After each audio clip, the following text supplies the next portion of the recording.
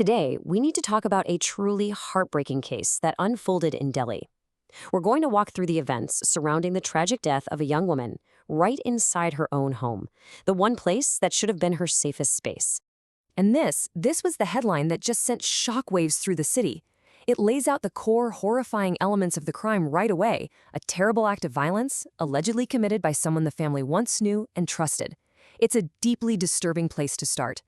Okay, so first things first, let's establish what exactly happened. We're going to look at the essential facts of the crime as they were discovered and piece together the initial scene that the victim's family and the police walked into. So here's what we know for sure.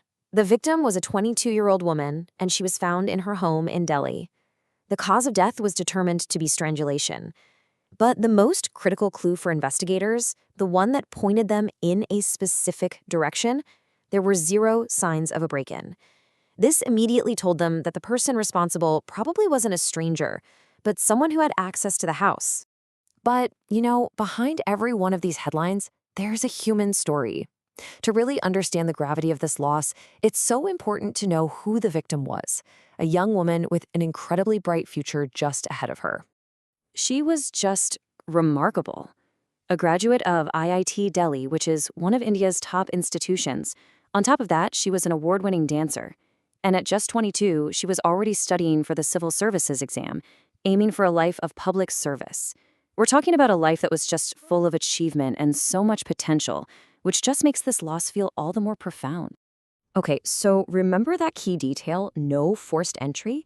Well, that meant suspicion naturally turned to people who had a connection to the family. And this leads us to the person who was ultimately arrested. Police identified and arrested a 19-year-old named Rahul. Now, he wasn't a stranger. He used to work as a domestic helper for the family, but he'd been fired. And this is crucial. When the police investigated his background, they uncovered a prior sexual harassment case filed against him. So why was he fired in the first place? Well, this quote from the Joint Commissioner of Police gives us the answer directly. It seems his dismissal wasn't about his work, but because he kept borrowing money from other staff and just never paid it back, apparently to fund online gaming. From there, the investigation moved incredibly fast. So how did the police connect the crime scene directly to this suspect? Let's follow the key steps they took. You can really see the logical flow of the police work here. It all started with that one major clue: no forced entry. That narrowed the search down quite a bit. But the real breakthrough? That came from CCTV footage, which caught the suspect leaving the house early in the morning. That visual evidence was the final piece they needed to track him to a hotel and make the arrest. So how exactly did he get inside? Well, police believe Rahul, who'd actually traveled from his hometown the night before, used a spare key, a key he likely knew about from when he worked there. This wasn't just some random act. It was a deep, calculated violation of trust, using insider knowledge to gain access. With the suspect in custody, the legal process got underway.